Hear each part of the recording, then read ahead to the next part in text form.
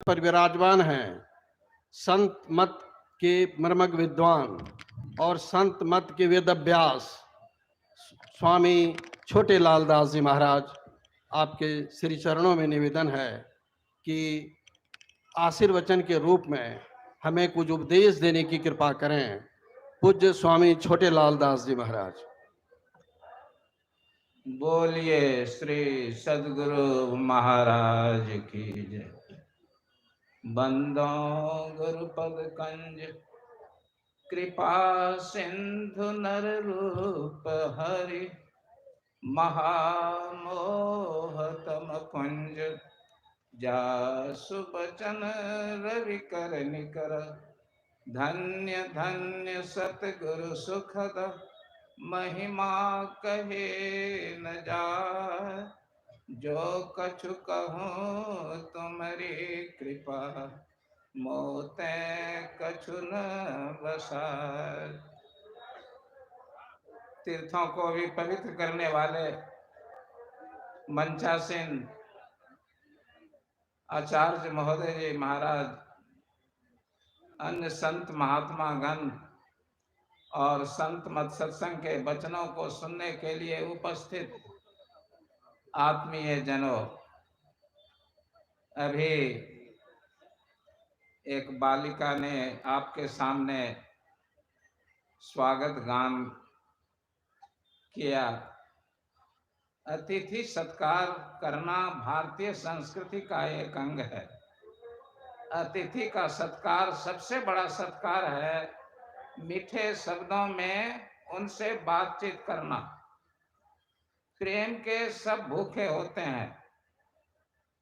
तुलसी मीठे बचंत सुख उपजत चहु और बसी करण यह मंत्र है तज दे बचन कठोर।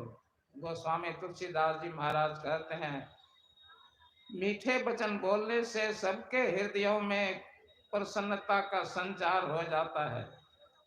किसी को अपने बस में करना हो, अपना बनाना हो, तो उसके साथ मधुर व्यवहार कीजिए, मीठा वचन बोलिए।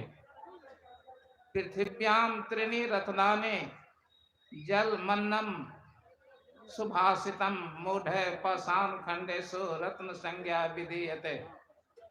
कहते हैं संसार में तीन मीठी चीजें हैं, जल, अन्न और मधुर शब्द। जल नहीं मिले, अन्न नहीं मिले, जीवित नहीं रह सकता है कोई। प्रेम नहीं मिले अपनों का तो कोई जीना नहीं चाहेगा। चाहे किसी के पास रत्नों का भंडार हो, लेकिन समाज का आदर न मिले, परिवार का प्यार न मिले, तो वह संसार में जीना नहीं चाहेगा। प्रिय वाक्य प्रदाने न तुष्यन्ते सर्वजंतवः तस्मात् तदेव वक्तव्यम। बचने का दरिद्रता। प्रिय वचन बोलने से सारे प्राणी, पशु पक्षी भी प्रसन्न हो जाते हैं। इसलिए मीठी वाणी ही बोलनी चाहिए, बोलने की गरीबी नहीं दिखानी चाहिए। तो स्वागत गान बड़े मीठे शब्दों में एक बालिका ने किया, अच्छा लगा। बाबा का स्वागत किया। बाबा स्वागत के योग्य हैं। और रामचरितमानस में भगवान राम ने एक बहुत बड़ी बात कही है। अगर उस बात को जीवन में उतार लें तो आपस में जो कटुता होती है समाज में, मधुर संबंध जो बिगड़ जाता है समाज में, वैसी स्थिति नहीं आएगी। संतों के लक्षण बतलाते हुए भगवान श्री राम ने कहा है उत्तरकांड में, सब ही मान प्रद आप अमानी भरत प्राण सम ममते प्राणी। कहते हैं हे भरत जी, जो स्वयं आदर नहीं चाहता है, दूसरों को आदर देता है, वह व्यक्ति मुझे प्राणों के समान प्यारा है। अगर आप समाज के प्यारे बनना चाहते हैं, भगवान के प्यारे बनना चाहते हैं, तो दूसरों को आदर दें, दूसरों से आदर पाने की इच्छा न रखें। जो दूसरों को आदर नहीं देता है, स्वयं आदर चाहता है, उसमें दुर्जनता है। जो स्वयं आदर नहीं चाहता है, दूसरों को आदर देता है, उसमें सज्जनता है। इस बात को हम लोगों को याद रखना चाहिए। समाज में प्रतिष्ठा को लेकर झगड़ा हुआ करता है। हम बड़े को आदर दें, बड़े हमें स्नेह दें, तो आपसी मधुर संबंध बना रहेगा।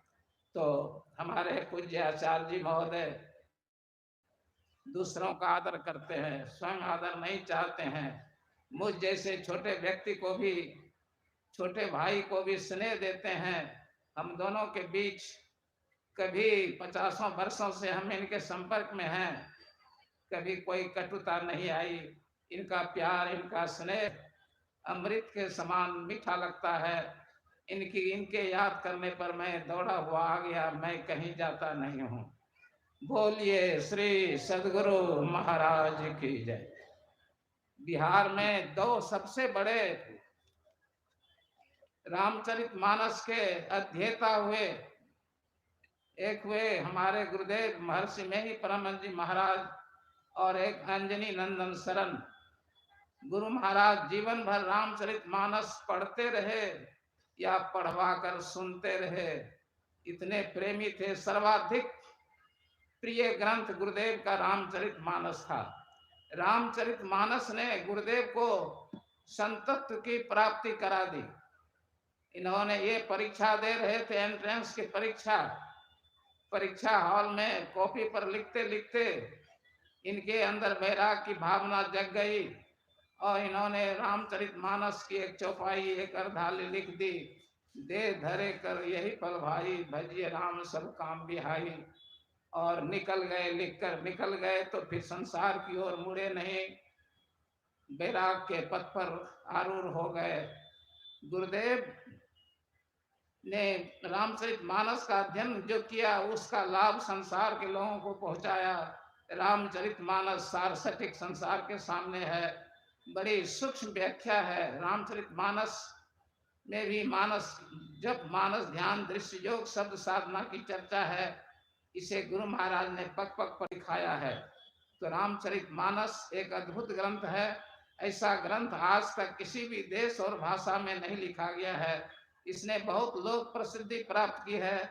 इसके मार्ग पर चलकर बहुत लोगों ने अपने जीवन को बनाया है।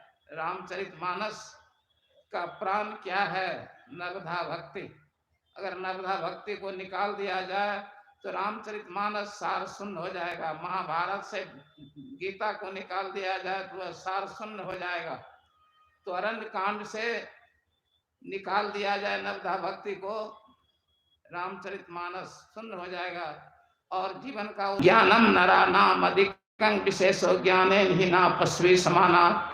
चार बातें पशुओं में भी और मनुष्यों में भी बात होती हैं। भोजन करना, नींद लेना, संतान पैदा करना और भय करना। अगर हम लोगों में, मनुष्य में ज्ञान की विशेषता नहीं हो तो हम पशु स्तर पर आ जाएंगे। पशु स्तर से हमें ऊपर उठने का प्रयास करना चाहिए। देखिए, ये मानव शरीर बड़े भाग मानुष तन पावा, सुर दुर्लभ सब ग्रंथ निगावा। मनुष्य का शरीर बड़े भाग से मिला है। क्या हमारे भाग से मिला है? क्या हमारे पुण्य के प्रभाव से मिला है? नहीं। कबहू करी करुणा नर देही, देत ईश बिनु हेत स्नेही। 84 लाख योनियों में हम भ्रमण कर रहे थे। किसी समय ईश्वर की कृपा हो गई। अहित की कृपा करने वाले भगवान ईश्वर ने हमें मनुष्य का शरीर दे दिया। इस मनुष्य का शरीर मिल गया, यह हमारा बड़ा भाग्य है। और मनुष्य शरीर मिलने के बाद सत्संग भी हमें मिल गया। सत्संग भी कैसे मिलता है? हमारे भाग से मिलता है? नहीं, यह भी ईश्वर की कृपा से मिलता है। बिनु सत्संग विवेक न होई, राम कृपा बिनु सुलभ न सोई। सत्संग करने से विवेक की प्राप्ति होती है। सार सार, सत्य असत, धर्म धर्म, उचित अनुचित को समझने की शक्ति प्राप्त होती है। और यह सत्संग कैसे मिलता है? राम कृपा बिनु सुलभ न सोई। राम की कृपा होती है तब सत्संग मिलता है। दूसरी जगह भी भगवान शिव ने बिनु हरि कृपा न होई सो गा वहीं वेद पुराण गाते हैं। सत्संग जिससे अधिक लाभ और किसी वस्तु से नहीं मिलता है, वह हरि की कृपा से प्राप्त होती है। तो हम लोग बड़े भाग्यशाली हैं, मानव का शरीर मिला हुआ है, सत्संग से प्रेम है। संसार से नहीं जाएंगे ये लोग, संसार में आए तो रह ही गए, शरीर छूट गया, लेकिन इनकी चर्चा हो रही है, गुणगाथा गाई जा रही है। यस, इस शरीर का हम लोग सदुपयोग कर लें, भक्ति करें, ध्यान करें, विद्या का संस्कार जगाएं, भक्ति का संस्कार जगाएं। यह शरीर फिर मिलने वाला नहीं है। पुनर्वित्तम पुनर्मित्रम न शरीरम पुनः पुनः। कहते हैं आपका कोई मित्र था, आपका त्याग कर दिया, आपको दूसरा मित्र मिल सकता है। आपके पास संपत्ति नहीं थी, छूट गई, संपत्ति नष्ट हो गई, कभी संपत्ति प्राप्त हो सकती है। आपकी पत्नी मर गई, आप भाग गई, दूसरी पत्नी हो सकती है। आपकी जमीन जायदाद किसी ने हड़प ली। कहते यह शरीर मोक्ष प्राप्त करने का साधन है। इस दुर्लभ शरीर को पाकर अगर हम लोग मोक्ष प्राप्त करने की साधना नहीं करते हैं, अपनी आत्मा का उद्धार नहीं करते हैं, अपने जीवन का उद्धार नहीं करते हैं, तो हमसे बड़ा पापी कौन हो सकता है। दूसरे की अधोगति करते हैं, हम पापी कहलाते हैं। जो अपनी भी अधोगति करता है, अपने को भी संसार में डाले रखता है, वह भी पापी है अपने के लिए। इस पाठ में कहा गया है विषय सुखों में आबद्ध रहना, संसार में फंसे रहना है। भोगेच्छा मात्र को बंधस्तत् मोक्ष उच्यते। भोग की इच्छा करना बंधन है, मोक्ष का त्याग करना मुक्ति है। बद्धो ही वासना बद्धो मोक्ष स्यात् वासना क्षय वासनाम संपरित्यज्य मोक्षार्थित्वम अपि तत्यज।